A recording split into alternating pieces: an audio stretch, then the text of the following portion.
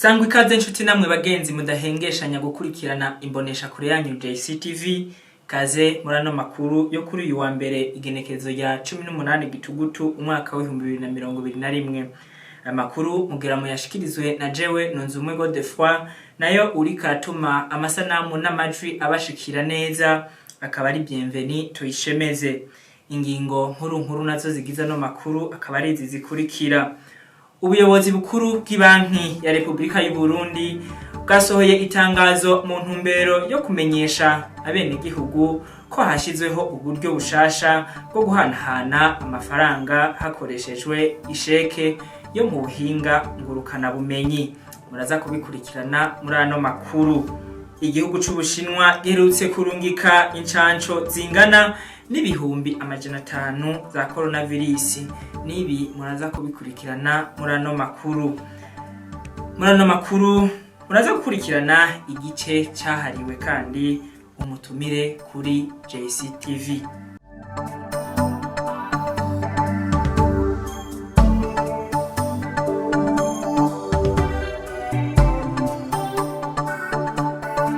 Ubuyobozi bukuru bw'ibanki ya Republika y'u Burundi bwasohoye itangazo mu ntumbero yo kumenyesha abenegihugu ko hashizweho uburyo bushasha bwo guhanahana amafaranga hakoreshejwe isheke mu buhinga ngurukana bumenyi.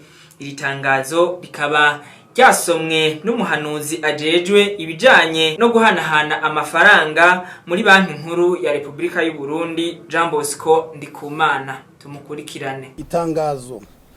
Ibanki ya Republika y'u Burundi BRB mu mfunyafunyo iramenyesheje abantu bose na cane abanywanyi b'amabanki y'ubudandaji na posita ko kuva itariki ya 10 Nyakanga 2021 yashizeho uburyo bushasha bwo guhanahana amafaranga hakoreshejwe isheke mu buhinga ngurukana bumenyi. Kugira ngo ubwo buhinga bushasha bukoreshwe neza kandi byorohere ababukoresha bose, hasabwa gukurikiza ibi bikurikira. Icambere, gukoresha amasheke akozwe mu buhinga bugezweho. Amabanki yose hamwe na posita bariteguye gutanga amasheke akwije ivyangombwa kubisavye wese. Icakabiri, kutandika ikintu na kimwe mu gace ko hepfo ku isheke gasanze kanditswemwo bimwe mu biranga isheke nka nimero ya sheke, nimero ya konte, kode y'ibanki n'amashami yayo, kode y'ifaranga hamwe na kode yo guhinyuza. Icagatatu, kutarenza igitigiri c'amafaranga y'amarundi angana miliyoni 15 kuri sheke ihanahanwa hagati y'amabanki na posita biciye mu buhinga bugezweho.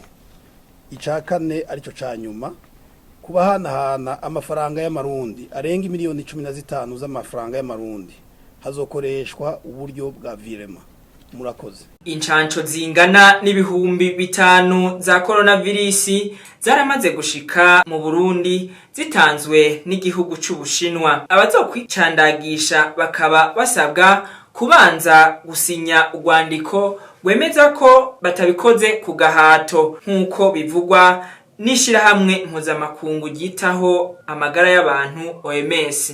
Sofoni hicu Burundi niho yarari aratubwira idonido. Incanco zishika ibihumbi 500 za coronavirus zivuye mu gihugu c'Ubushinwa zamaze gushika mu Burundi. Abazokwicandagisha bakazobanza gusinya urwandiko rwemeza ko batabikoze ku gahato nk'uko ishirahamwe ryita amagara y'abantu ku isi OMS ribisaba mu bihugu byose bigize isi. Izi ncanco zikaba zashikiye mu kigo citaho ibijanye n'incanco mu gisagara ca Bujumbura kuri uyu wa kane igenekerezo rya 14 gitugutu umwaka wa 2021.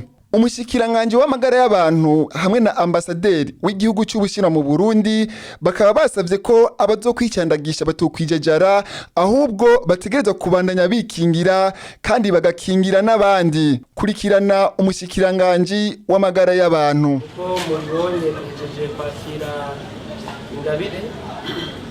ingabire gizwe n'incanco zishika 500 hawe n'igihugu c'Ubushinwa. Iyo ngabire rero ije izananye n'izindi bavuga ico bijana n'incanco kuvuga ibikoresho inshinge biba bifatanye. Hanyuma nkuko mubizi hariho n'ibindi bihugu byatwemereye incanco, twavuga ikiga mpuzamakungu c'isi yose turaziteze. Rero turashimiye igihugu c'Ubushinwa kuko amande y'iyi ngabire murazi ko kuva dutangura kurwanya kino kiza batubaye hafi kuva mu ntango kuko baraduhaye ibikoresho bitari bike na cyane cyane ibikoresho byo gupima kugira tumenye ko umuntu yanduye cyangwa atanduye, eka mbere n'imiti yo gushobora gufasha abo tubonye baranduye.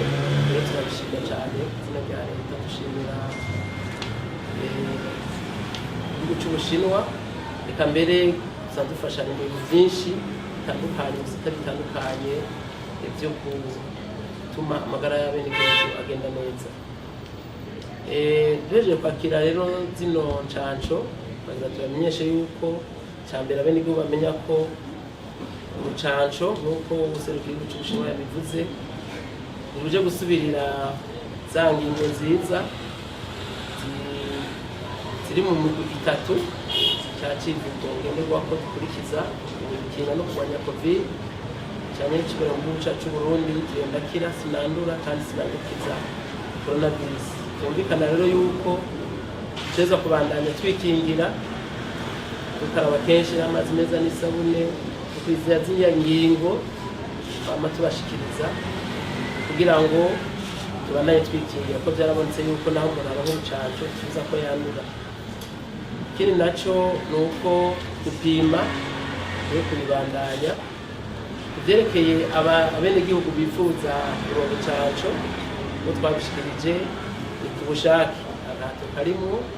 Rero guhereje tugiye kugurura urutonde kuvuga yuko uzobikenera azoza yiyandikishe kugira ngo tumenye ababa bakeneye izo ncanco, babone ko zibikwa ahantu hameze neza.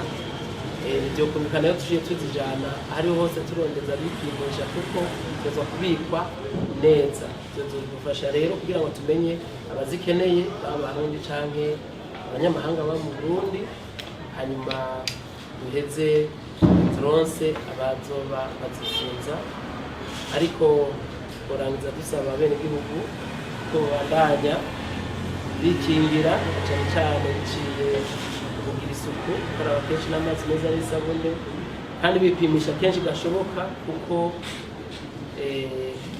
kwipimisha ni ikintu gikomeye cyane kugira umuntu amenye ko yanduye cyangwa atanduye.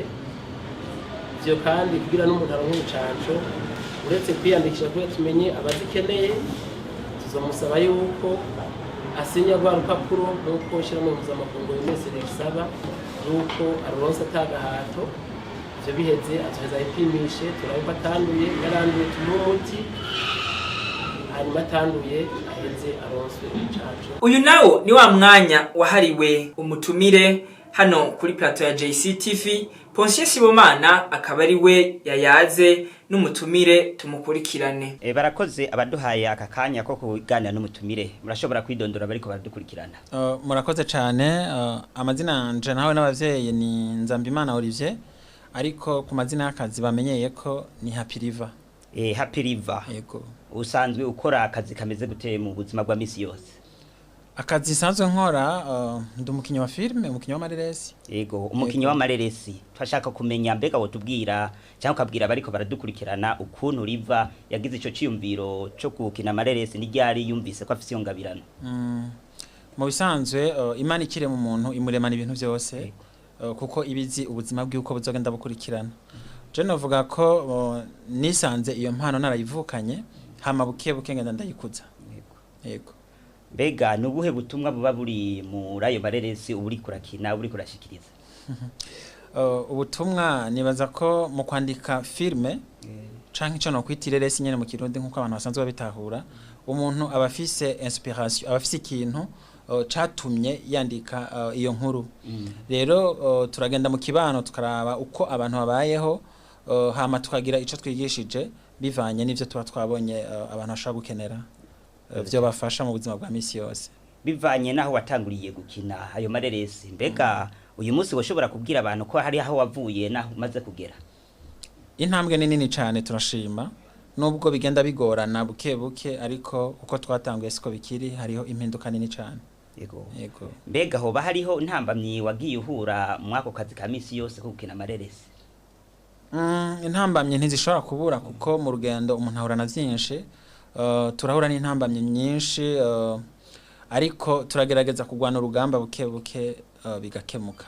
Yego. Mbega uri kurakina abene igihugu bagufata gute mu gihe hamwe ukina ibi canke biriya ntibashobora kugufata kutari?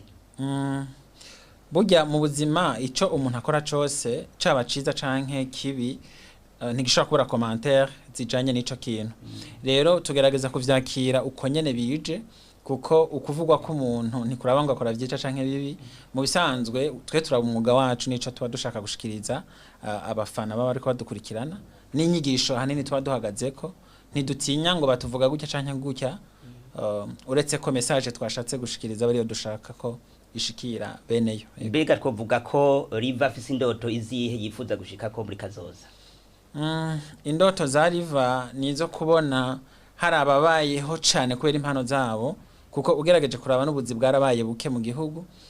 Rero bisigura ko impano y'umuntu aba yaravukanye nayo ni protection, nka kurya uruzi rwa Eden rufise inzuzi zine ziruvomera, Imana ifise impamvu yashizeho ziga nzuzi, ni kugira ngo rumwe rukamye urundi rushobore kuvomera rijya shamba tuzi ko ari shamba ryiza rya Eden, ntiyigere ribura amazi n'umunsi n'umwe. Rero burya n'Imana ikire mu muntu imurema ivuga iti by'ukuri uyu ikini canka iki kizomuprotege kizomufasha.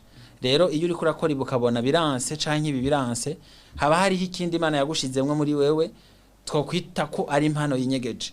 Ico naco kirashobora gutuma ubaho mu buzima bwejo kandi ibintu bikagenda neza, nubwo warize amashure utararonka akazi, impano irashobora kugufasha kubaho. Mbega nakahe kamuhotera urundi gwaruka rushobora kuba rufise impano ariko rukaba rutiyumviriye ko gozishira hagaragara kugira ngo nago rushobore kuraba ko zuko zikoresha? Ugwaruka rufise impano ni gwinshi cyane, nivyo nariko ndavuga ko nanje mu ndoto mfise nshaka ko harabazobaho kubera impano zabo vuba cyane bizomenyekana. Ivyo ndiko ndatunganya kugira umuntu wese afise impano ashobora kubaho kubera ya mpano yiwe. Ico nsaba gusa nabafise uburyo gushigikira ugwaruka rw'u Burundi rufise impano, kuko uburyo turafata tukabusiga turaburondera tukabusiga kandi bwinshi cyane, abafise uburyo bwinshi cyane burara hanze no mu nzu, mugabo ugasanga ntibashobora gufasha abafise impano kugira ngo bashobore kwiyungunganya mu buzima bwa misi yose. Rero nico nosaba leta, abanyamitahe bashigikire abakinyi b'amareresi, abaririmbyi, kuko Uburundi burafise impano nyinshi cyane, mugatubura amasapoti. Nivyo dukora byose tugerageza kubitanga hirya no hino, ariko uburyo bukenewe. Murakoze cyane, tubashimire ko mwitavye ubutumire bwacu mu kiganiro cyahariwe umutumire kuri JCTV. Yego, namwe mwakoze cyane kudutumira, turabashimiye. Yego. Ino kuri kino kiganiro c'umutumire dusoreje ko amakuru yacu y'uno munsi, tubamenyesha ko imbonesha kure yanyu JCTV yabashiriyeho iyi programa y'umutumire kugira ngo abatari bake baronke akaryo ko kumenyesha ivyo bakora. Mukaba mudukurikirana muciye kuri Facebook, YouTube, Instagram na Twitter mwanditse akajambo JCTV naho ubutaha.